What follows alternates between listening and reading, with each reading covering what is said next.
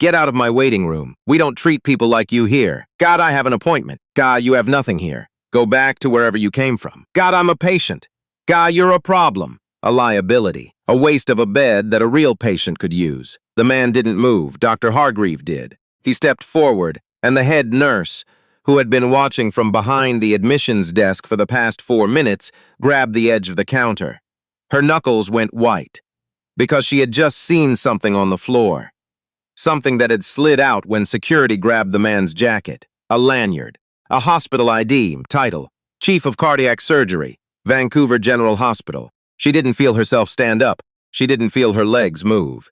She just looked at the man being pushed toward the revolving door by a security guard half his age, and she thought about her father, who had survived a heart attack 6 years ago because of a surgeon she had never seen, and she opened her mouth, and she said his name, his full name, the one on the ID on the floor. Every head in that waiting room turned. Now, before we get to what happened next, to what it cost and what it changed, let me take you back to the beginning. Crestmore Regional Hospital sat on the eastern edge of Abbotsford, British Columbia. 4 stories of glass and poured concrete, a Tim Hortons in the lobby that ran out of Timbits by 9 every morning, a parking lot that was never quite big enough, and a cardiac wing on the 3rd floor that had, in the past 3 years, quietly become one of the best in the province. The population of Abbotsford was growing, had been for a decade. Families moving out from Vancouver looking for space, lower rents, a slower pace. The hospital had grown with it. New equipment, new staff, a new administrative building attached to the east side that still smelled like fresh drywall. Everything looked modern on the surface. Everything looked functional. But if you looked at who sat in which office, who got called by first name in the hallway, who had their photo on the wall outside the boardroom, the picture was less diverse than the parking lot outside. Dr. Noel Achebe had not asked to be at Crestmore that Tuesday. He had been scheduled at VGH, his hospital, his department, his OR, until a call came in the previous afternoon from the Regional Health Authority. Crestmore had a complex case presenting that morning. Aortic dissection, high risk, the kind of procedure that required a very specific set of hands. The attending cardiologist had flagged it herself. She'd asked by name for Achebe. He had driven down that morning in his own car. A gray Volvo, 8 years old, one cracked taillight that he kept meaning to get fixed. He was wearing what he always wore when he wasn't in scrubs. Dark trousers, a wool sweater the color of slate, reading glasses folded into the V of the neckline. He carried a worn leather messenger bag over one shoulder, a thermos of coffee in his hand. He looked, as he often did in places that didn't know him, like a man who might be visiting a relative, or waiting for a bus. What nobody at Crestmore knew, what nothing about Noel Achebe would ever tell you at first glance, was the 31 years he had spent in cardiothoracic surgery, the fellowship at Johns Hopkins, the 2 years at Great Ormond Street in London, the paper he had co-authored that changed the standard of care protocol for type A dissections across 3 provinces, the surgical outcomes data from his unit at VGH, which sat comfortably in the top 4% nationally. He had operated on cabinet ministers. He had operated on a 6-year-old girl from Kelowna, whose case had been declined by 4 other hospitals. He had operated on people who never knew his name, people who woke up after and asked the nurse, "Who did this? Who kept me here?" He had a habit of arriving early. He'd been early since residency, since the years when early meant you got a locker, got a meal, got a quiet minute to think before the day started moving faster than thought. He came through the main entrance at 7:42, 18 minutes before his 8 o'clock consult with the attending, Dr. Priya Nair. He stopped at the admissions desk to ask for directions to the cardiac ward. The woman behind the desk glanced up, looked at him, glanced back at her screen. Down the hall, 3rd elevator bank, 3rd floor. He thanked her and started walking. He got as far as the waiting room off the main corridor. Gordon Vance had been head of security at Crestmore for 11 years. He was 61 years old, broad through the shoulders, with the particular posture of a man who had spent decades standing in places where he was the largest person in the room. He wore his uniform the way some men wore armor. He had a system. He knew, or believed he knew, how people were supposed to look in this building. Patients looked one way, staff looked another. Family members looked a third. Noel Achebe did not fit any category Gordon Vance had filed him into. He watched Achebe cross the waiting room toward the elevator corridor. Watched him for 4 seconds. Then he was moving. "Excuse me, sir? Hey." Achibi stopped and turned. Vance walked up to him the way men like Vance walked into situations they had already decided the outcome of. Chin forward, voice carrying. "Can I help you? I'm looking for the third-floor cardiac ward. Are you a patient?" "No, I'm here for a consult." Vance looked at him, looked at the messenger bag, the thermos, the sweater, a long look. The kind that wasn't really looking for information, the kind that was making a statement. "You need to check in at admissions first. I just came from admissions. They gave me directions." Vance's expression didn't change. "You need a visitor badge." "I'm not a visitor. I'm staff. I've been asked here by the attending cardiologist." "You don't have a badge." "I don't have a Crestmore badge. I'm from VGH. Dr. Nair called the health authority yesterday. I have credentials in my bag." Vance held up one hand. "I'm going to need you to come with me to the front desk." Achibi looked at him. "Steady. I have a patient waiting, sir." "A critically ill patient. I need to be upstairs." "Sir, I'm going to have to ask you to lower your voice." Noel Achibi had not raised his voice. Not 1 decibel. He knew that. Every person in the waiting room who had begun to look up from their phones, from their magazines, from the middle distance of their worry. They could hear that he hadn't raised his voice. But they were watching anyway, the way people watch anything that feels like a disruption, and that watching was its own kind of pressure. He said, "I am not raising my voice." Vance stepped closer.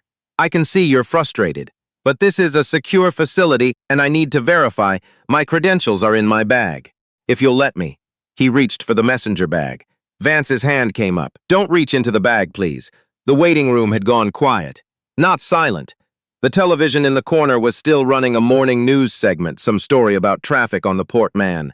But underneath that, quiet. The particular quiet of a room that has found something more interesting than its own problems. A woman with a toddler on her lap looked up. 2 men in construction gear near the door exchanged a glance. A teenager in the corner stopped scrolling. Achibi lowered his hand, let his bag hang, looked at Vance with the same expression he had worn when he walked in. Unhurried, unreadable. Not performing calm, simply calm, in the way of a man who had spent 30 years in operating theaters where the cost of losing composure was measured in lives. "I would like you to call Dr. Priya Nair. She is the attending cardiologist on the 3rd floor. She is expecting me. Her name is on the referral that came through the health authority yesterday." Vance looked at him for a moment, then he unclipped his radio. What he said into it was not "call Dr. Nair." What he said was, "Connors, I need a 2nd unit in the main corridor waiting room. Non-urgent, possible, trespasser. Possible trespasser." In a hospital waiting room, at 7:44 in the morning, a man who had driven 45 minutes to operate on someone's heart heard himself described as a possible trespasser. He said nothing. The 2nd guard arrived in under 2 minutes. His name was Sean Connors, 26 years old, 8 months on the job, the kind of young man who moved fast in situations where he was following someone with more authority than sense. He came in from the south corridor and took up a position to Achibi's left without being asked. Vance addressed the room. He didn't mean to, exactly. But the waiting room had become his audience, and men like Vance always knew when they had an audience. "For the safety of everyone in this facility, we're going to need this gentleman to come with us to confirm his identity and purpose. This is standard procedure." It was not standard procedure. A retired teacher sitting 3 chairs from the door watched the whole thing over the top of her reading glasses. Her name was Helen Beaumont, and she had been coming to this hospital for 19 years, through her husband's hip replacement, her own cataract surgery, and now her daughter's prenatal appointments. She had never seen this procedure applied to anyone else in this waiting room. Not once. She watched and said nothing.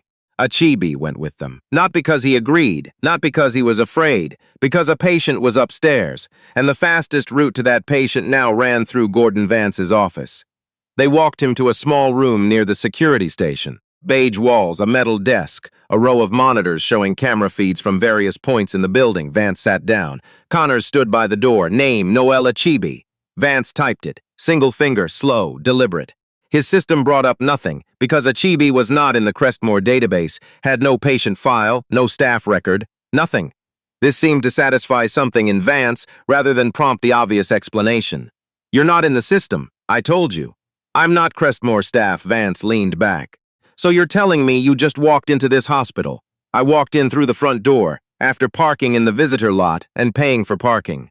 There was a pause. Achibi's thermos was still in his hand. The coffee had gone lukewarm. "What's in the bag?" "My laptop, case notes, a change of scrubs, some reading." Vance nodded the way people nod when they're not listening. "What are you really here for?"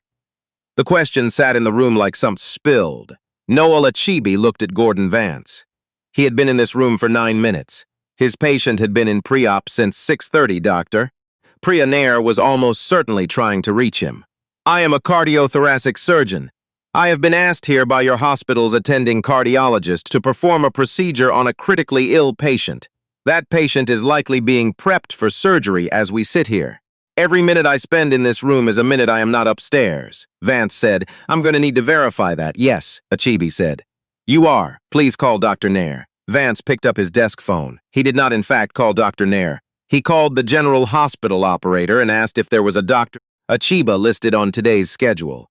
The operator said she couldn't access surgical schedules from the front switchboard. Vance hung up. He found a card in his front drawer, looked at the back of it, called a different extension, patient services, also not surgical scheduling.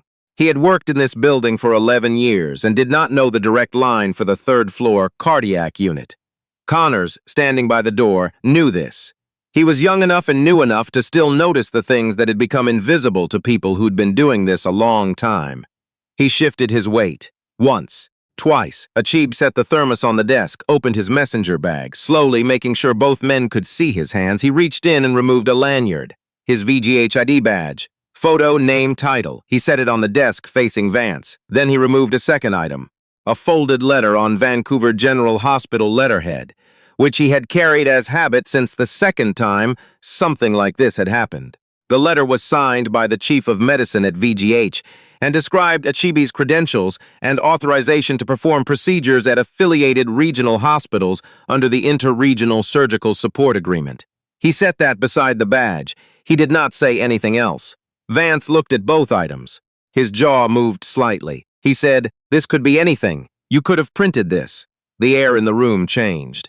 Connors looked at his own feet. Achibi said, "You are welcome to call Vancouver General Hospital. The main line is on the letterhead. Ask for the Chief of Medicine's office. Or you can call the Regional Health Authority, also on the letterhead. Or, and I want to be very clear that this is what I'd prefer, you can call Dr. Priya Nair on the 3rd floor right now, and she can be here in 4 minutes." Vance stared at the letter. At the badge. At Achibi. Something had shifted in the room. Not Vance's posture, that was still set the same way, chest forward, radio clipped, the whole performance still going. But something underneath it had changed, because the man across the desk had produced exactly what was asked for, had spoken without a raised voice, without a threat, without anything that fit the category Vance had been running this entire time, and the category was running low on fuel. This was the moment. If Gordon Vance had picked up that badge and looked at it properly, held it up, read the full title, dialed even one of the numbers on that letterhead, everything that came next would have been different. He did not. What he did was stand up from behind the desk, say he needed a moment, and walk out of the room. He left Connors with Achibi. The two men sat in silence for 40 seconds. Then Connors said quietly, not looking up from his shoes, "I'm sorry about this." Achibi looked at him, said nothing, but he heard it. Vance came back with a second security officer, a woman in her 40s named Rosalind Hart, who had 22 years on the job and a reputation among staff for being the person you wanted when a situation was about to go sideways. She had been called in from the East Corridor. She took one look at the badge on the desk, at the letterhead, at the thermos, at Noel Achibi, and her face did something small and involuntary, a shift. The kind that happens when a room that seemed one shape turns out to be a different one entirely. She did not say anything immediately. She picked up the badge. "Read it?" "Set it down. Read the letter." Her eyes moved to Vance. Vance said, "We're still verifying." Rosalind Hart said, "Gordon, it's a VGHID. People don't just call Priya Nair." Hart's voice was not unkind, but it was not gentle either. It was the voice of a person who had spent 2 decades watching a problem repeat itself and was not interested in watching it again today. She picked up the phone on Vance's desk. She knew the extension because she had taken a cardiac event call to the 3rd floor 6 months ago. She dialed it from memory. 3 rings. Then, "3rd floor cardiac, this is Nancy. This is Rosalind Hart Security. Is Dr. Priya Nair available?" 1 moment, a pause. The kind of pause that has weight. Then a voice, clear, clipped, already moving fast. Nair speaking. Dr. Nair, this is security at the main entrance. We have a man in our office. He says his name is Noel Haby. Says he's a surgeon from VGH. The silence that followed lasted 2 seconds, no longer. Then Priya Nair said, where is he right now? Not a question, in our office, near the main entrance. Do not let him leave that room. I'm coming down. Hart set the phone down, looked at Vance. He was no longer leaning back. She's coming down. Nobody spoke for 3 minutes. The camera feeds cycled on the monitor. The thermos sat on the desk. The door opened. Doctor. Priya Nair was 44 years old, 5'3", and moved through the hospital at a speed that made orderlies step aside as reflex. She came through the door of the security office and looked at Noel Haby first, 1 second assessing. Then she looked at Vance. Why is my surgeon in your office? Gordon Vance opened his mouth. Nair held up one hand. The same gesture Vance had used on Haby in the waiting room 40 minutes earlier. The symmetry was not lost on everyone in the room. My patient, she said, has been in pre-op for 90 minutes. She has a type A dissection. I called this man's hospital personally. I asked for him by name. His clearance came through the health authority yesterday. She paused. Why is he in your office? We were verifying. With what? She picked up the badge from the desk, looked at it, set it down with a sound that was quieter than a slap but landed the same way. You had his ID in your hand and you still kept him here? It was protocol. Nair turned slightly. Her voice didn't rise. It was worse than if it had. Protocol is for people who don't have credentials. He had credentials. You had them in your hand.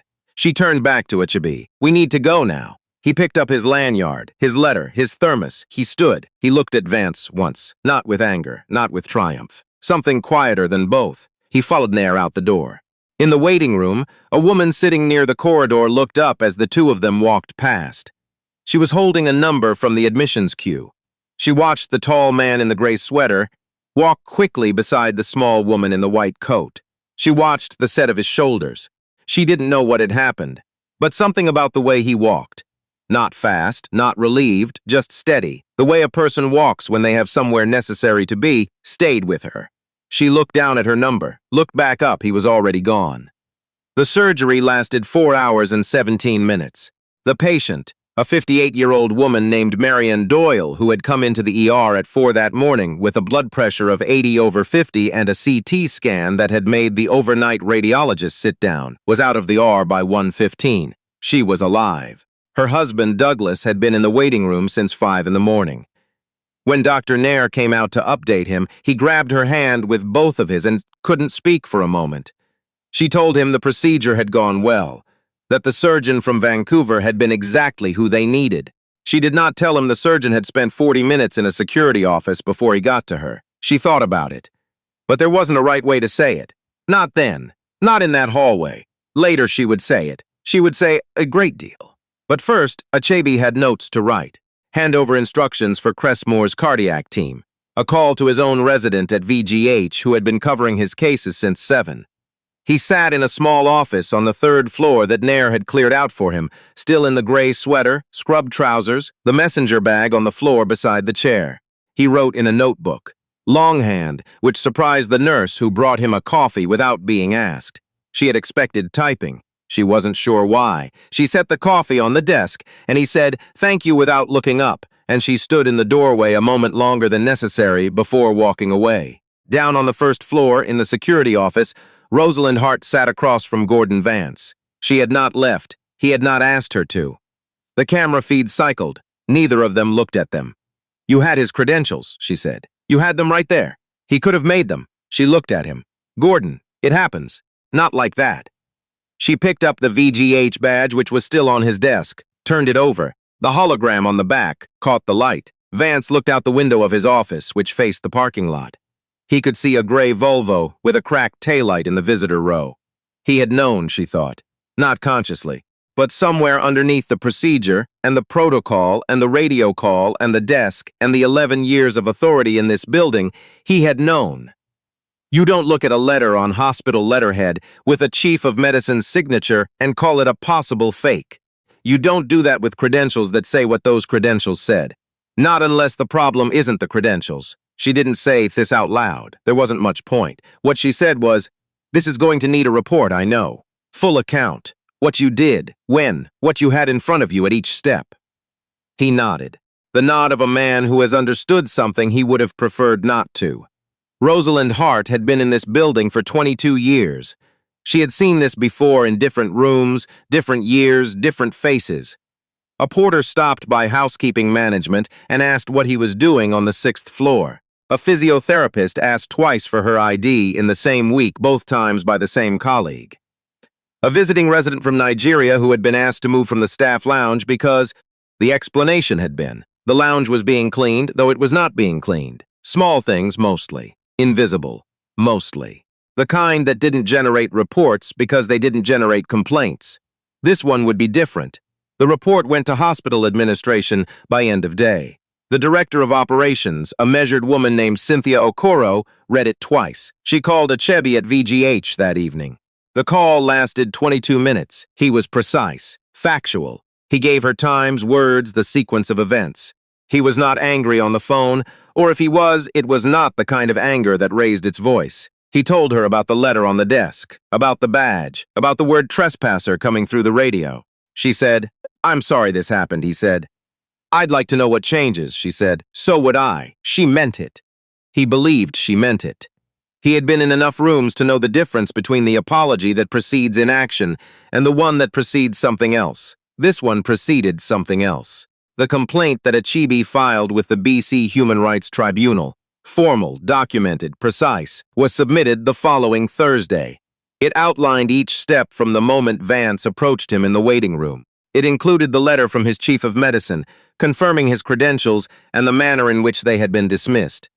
It included a statement from Rosalind Hart. It also, and this was the part that moved things faster than they might have otherwise, included a note from Dr. Priya Nair. 3 paragraphs. Clinical language, not emotional. The last sentence read, "This patient survived because Dr. Achebe arrived in time. He nearly did not." The hospital's patient safety board read that sentence very carefully. Within 3 weeks, Crestmore Regional issued a formal public statement acknowledging what it called a serious failure of professional identification protocol and a serious failure of respect. The word accountability appeared 4 times. One of them was in reference to Gordon Vance, who had resigned 8 days after the report was filed. Before the statement, before the tribunal, without being asked, though the asking had been coming. Connors was interviewed by the board. He had cooperated from the moment anyone official asked him anything. He described the scene in the waiting room, the credentials on the desk, the question about whether the letters was real. His account matched Hardy's account, matched the waiting room security camera footage, which had captured every minute from Vance's first approach to Achebe's departure with Dr. Nair. The camera had been recording continuously. Nobody had thought to check it until Hart mentioned it in her report. It had been there the whole time. The BC Human Rights Tribunal process ran 8 months. Achebe attended every session the way he attended everything. Prepared. Unhurried. He brought the same calm to a legal hearing that he brought to a pre-op briefing. He sat across from Crestmore's legal representatives and answered questions for 4 hours without once needing to raise his voice. A journalist from the Vancouver Sun attended the tribunal's public sessions and wrote 3 articles. The first covered the incident itself. The second covered the pattern, because by then, 2 other black physicians at Lower Mainland hospitals had come forward with accounts of their own. Different hospitals, different years, same shape, asked for ID that no one else had been asked for, questioned about their presence in spaces where they had every right to be. The second article ran on a Saturday. By Monday, there were 6 more accounts. Not a coincidence, a pattern. The third article covered the findings. The tribunal ruled in Achebe's favor. The ruling cited the failure to act on documented credentials as evidence of discriminatory assumptions about professional identity. It used plain language throughout, which Achebe appreciated. Crestmore was required, under the ruling, to implement mandatory bias and professional identity training for all security staff within 60 days. An independent audit of security incident reports going back 3 years, looking specifically at whether staff of color had been disproportionately stopped or questioned. Quarterly review of that data reported publicly. A revised credential verification protocol that required calling the relevant clinical department directly, not the switchboard, not the operator, before any security action was taken. The settlement included a financial component. Achibi donated it entirely to a bursary fund at UBC's medical school, designated for Black and Indigenous students in the surgical stream. He did not issue a press statement. He did not do interviews. He answered one question, once, from the journalist at the Vancouver Sun, who asked him outside the tribunal building what he wanted people to take away from this. He thought about it for a moment.